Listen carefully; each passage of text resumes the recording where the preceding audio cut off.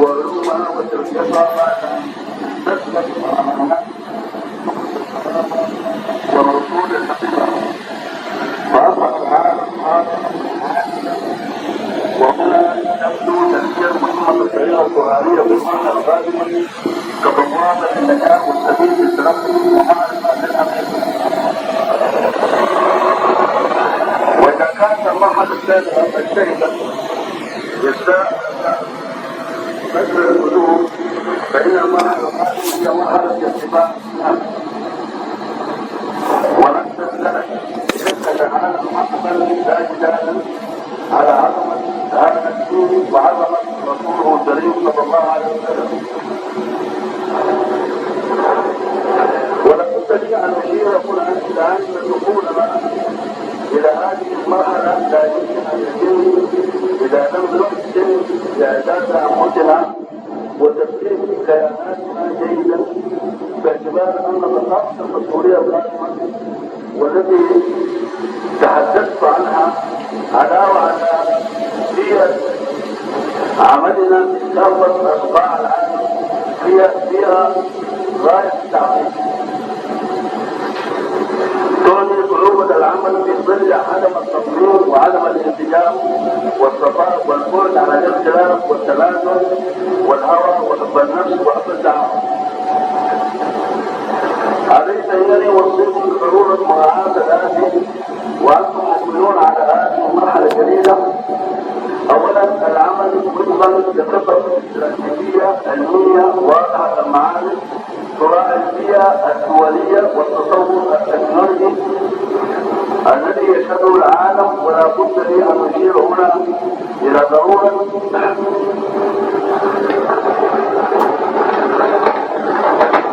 مرور أعمالكم إلى اللجنة العليا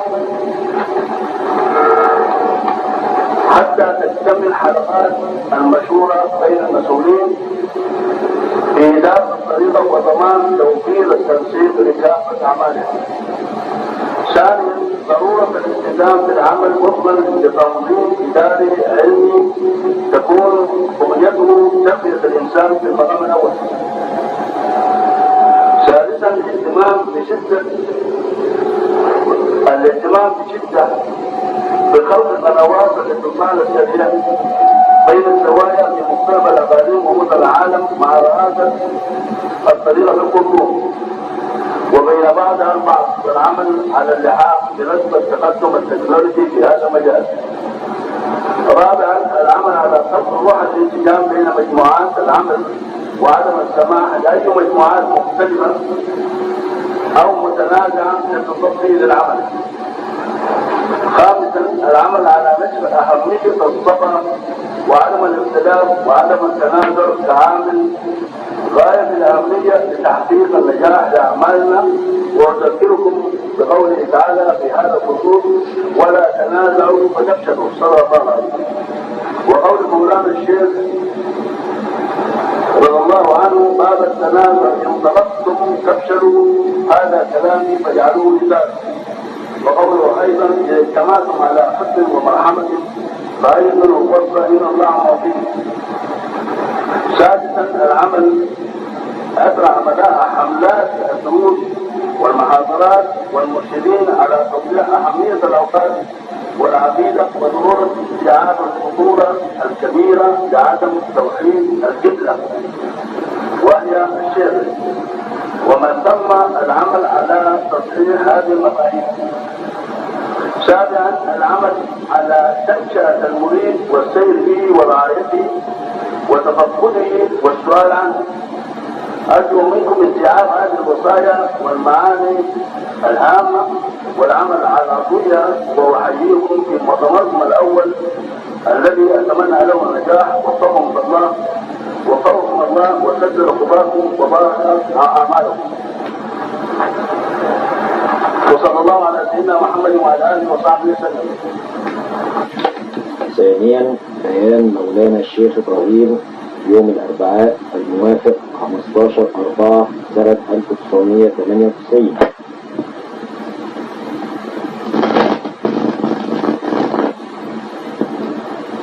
الله الرحمن الرحيم وصلى الله على سيدنا محمد وعلى اله وصحبه اجمعين. بسم الله الرحمن الرحيم.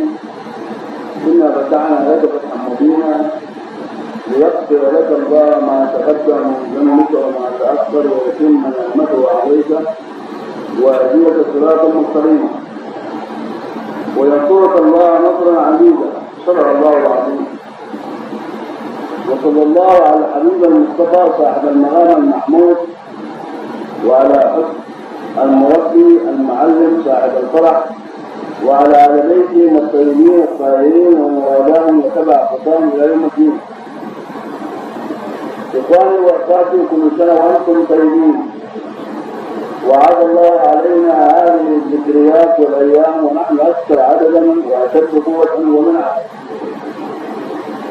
لقد استمعتم إلى تقرير إدارة شركة الحماية ذاكرين لكم السعادة التي مرت بها ومبشرين بفتح غريب.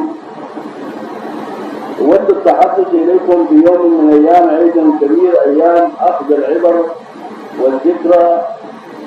فذكر إن الذكرى تنفع المؤمنين.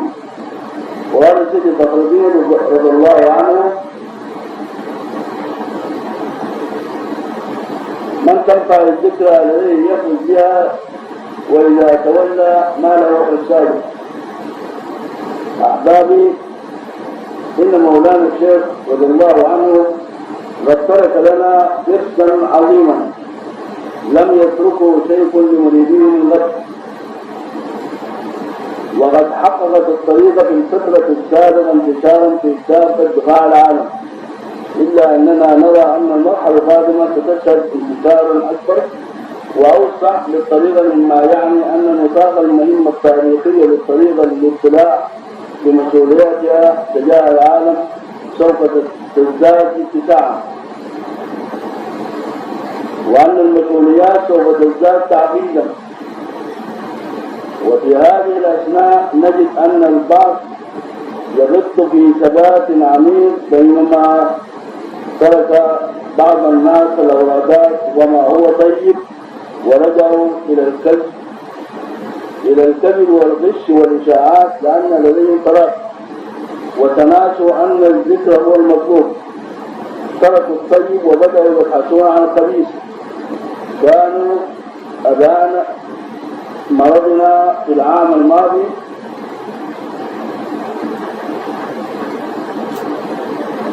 والذي هو في الأصل كان أمرا إلهيا، معاذ الله أن نأخذ إلا من وجدنا متاعنا عنده. صدق الله العظيم. كانوا يدعون مرة بأنهم سألون عن الخليفة وكان كل شيء قد انتهى وإني قد قلت لهم فلان، بينما قالت فيها أخرى بل فلان. وبدأوا ينسبون خيوط القدس وهم أناس معروفون. كانوا يقولون أن فلانا قد تم تعيينه مرشدا عاما للطريقة، وأن هذا قد تم تعيينه مرشدا للدول العربية وذاك للدول الأوروبية. ويا عربي أتراهم نسوا أن للطريقة شيخ واحد وهم مرشدها في كل بقاع العالم. بويع الإمامين فاقتل أحدهما، إذا بويع الإمامين فاقتل أحدهما. إخواني أبناء الطريقة، أن السفينة التي أنا ربانها لم أقدر لها ربانا معي. ويقول المثل العام: سفينة بريتين تغرق. وأنا لا أسمع من ذلك إطلاقا. كثرة الدعاوي وانجرف الناس حول البغيض وتركوا الطيب العطف، إلا أن الأغلبية كانت ولا زالت تسير على نهج المشايخ رضوان الله عليه. إن هذه الشائعات المغرضة لربما تؤثر في نفوس الضعفاء، بينما هي مجرد ألقاب سموها وصفقوا لها، وأن الطريقة وشيخها بريئون من ذلك. لذلك فليعلم الجميع إني مالك أمرها، ومن له رأي غير ذلك تبت يداه بطرقة لا تنجلي. أيها الأحباب، السفينة تسير بهدوء لتصل إلى شاطئ الأمان. ومن أراد أن يصل فعليه أن يجتهد أوراده وسوف يكون معنا بعد أن يرانا. إن تزكية النفوس لا تتم إلا بحسن العقيدة وتوحيد الوجهة، ويتم ذلك بالأورادات وكثرة الذكر والصلاة على النبي المصطفى صلى الله عليه وسلم. وأرجو أن أنوه إلى أن هناك نفر يعمل في صمت ونصران للذات محبة في شيخهم وطاعة لأوامره، وليعلم الذين يؤدون الاجتهاد في الماء العكر لا مجال لهم بعد الآن. وأريد أن أزيد في الإيضاح بالنسبة للذين يرون في لباسنا المتواضع ألا يستخفوا، فإنا عندما نتنزل إليهم إنما نتنزل رحمة بهم، لأن الجلال قد يعيهم وإنا رحماء بقومنا. وإذا وضعنا في الاعتبار طبيعة البيئة موضوع عمل للطريقة، موضوع عمل الطريقة وهذا العصر البالغ التعقيد، نجد أن الاطلاع بهذه المسؤولية لا يمكن أن يتم إلا عبر انتهاج الأساليب العلمية المتطورة. وقال تعالى: وجعلنا لكل شيء سببا. صدق الله العظيم. الأمر الذي يتطلب بالضرورة وحدة الصف ووحدة الهدف ووحدة المشاعر، وأن على منظمات الطريقة ولجانها استيعاب لغة العصر، لغة النهج العلمي والتقنية المتطورة، وهو نهجنا للمرحلة القادمة. إخواني وأبنائي، لقد عكفنا خلال الشهور الماضية على إعداد نظام إداري يحكم أعمال الطريقة وفقا للأساليب العلمية، وإذا تمكنا بحمد الله تعالى من إعداد الأصول اللائقة عمدنا من خلاله إلى تعقيد نظام إداري يربط كل الطريقة ببعضها البعض في كافة أنحاء العالم، علاوة على ربطها برئاسة الطريقة بالخرطوم. ويؤدى عبر اتباع الأساليب العلمية إلى توحيد الأهداف والواجبات ويحقق الالتزام، ويفصل بين السلطات والوظائف، كما ينظم مرور كافة أعمال الطريقة ونشاطها في كافة بقاع العالم إلينا بسهولة ويسر عبر بوابة اللجنة العليا للطريقة بالخرطوم. ولعله من البديهي أن أوصيكم بقوة بالتغير بهذا النظام والتعامل معه بجدية وحث تحقيقا لمبدأ علميها، وهو أهمية وجود تحكم مركزي لأعمال الطريقة، مما يعني أن تلقي الأوامر في كل ما يخص أعمال الطريقة يجب أن يكون من جهة واحدة فقط. ويجب على التنظيم من هذا تكون الشيخ أو لجان الطريقة المختلفة كلها منها حسب مجالها وتخصصها وحدودها والتي تعمل بتفويض منها. عليه فإنني أنبه الأخوان وأحذرهم بشدة في نفس الوقت من مغبة أعمال هذا المبدأ الإداري العام، مهما كان الشخص أو الجهة التي تصدر الأوامر أو مكانتها أو وضعها بخلاف هذا التنظيم. وقال الشيخ رضي الله عنه: وليس مريدي من عشى عن كلامنا ولا قائلا للنفس يا نفس مالك.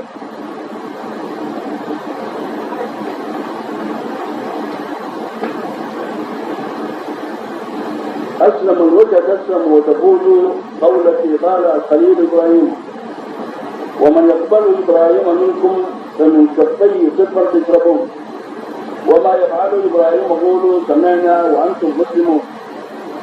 كما أوصيكم بأهمية الانسجام وعدم الاختلاف إن كانت بقيتكم التوفيق والفلاح، وأن علينا أن نعي جيدا أن دين المصطفى صلى الله عليه وسلم دين الصفا يتنزع عن أن يتم خدمته بمجموعات متنازعة أو تتجرع الأعقاد، وليس لنا من الأدب الرفيع أن نتوقع خدمة هذا الدين العظيم ونحن نحمل صفات الاختلاف والتنازع والشتات.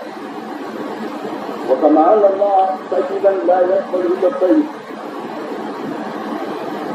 وكما أن الله طيبا لا يقبل إلا طيب الأموال، فإنه كذلك لا يقبل خدمة دينه إلا طيب الأنفس والأرواح.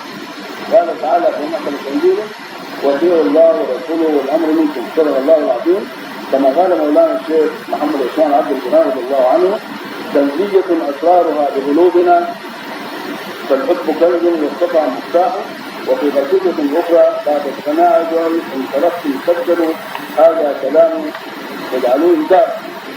ولئن درج الناس على تبديل منظمات ومؤسسات فإنه من باب أولى استيعاب عظمة هذه الطريقة وعظمة مسؤوليتها وعظمة الانتماء إليها.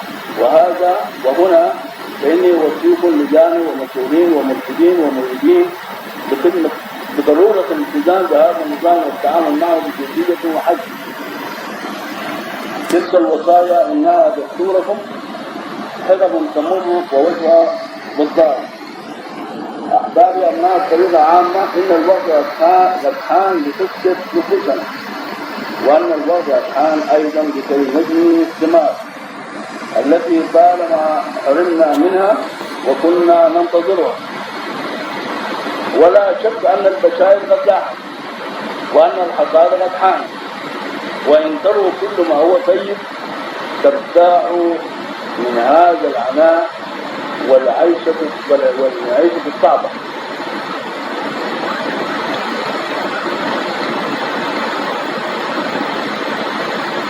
وجود كريم حيث تم عطاؤه ولكنه يختص أهل البغير. هذا عطاء الله من شاء تخص فيه قوم وقوم تباعد. وثيق نبذ الخلافات واستقى مفتاحه مع توحيد الوجه ومبرر توحيد الوجه وحسن العبية. وصلى الله على سيدنا محمد وعلى آله وصحبه وسلم. سبحان ربك رب العزة عما يصفون، وسلام على المرسلين، والحمد لله رب العالمين. والسلام عليكم ورحمة الله وبركاته، وكل عام وأنتم بخير.